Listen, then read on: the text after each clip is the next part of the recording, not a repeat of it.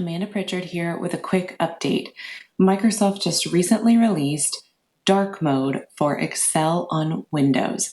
It's only available on the desktop version and only available on Windows at this time.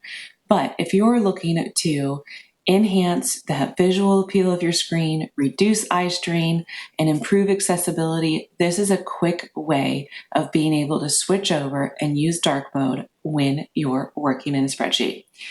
To change it, you're going to go to the File tab, select your options. From there, scroll just to this middle part where it's saying to select your personalized copy. You're going to select black and OK. And you'll see it'll instantly switch over for you so that you do have dark mode on the majority of your screen. So now you have to decide. Are you going to join the dark side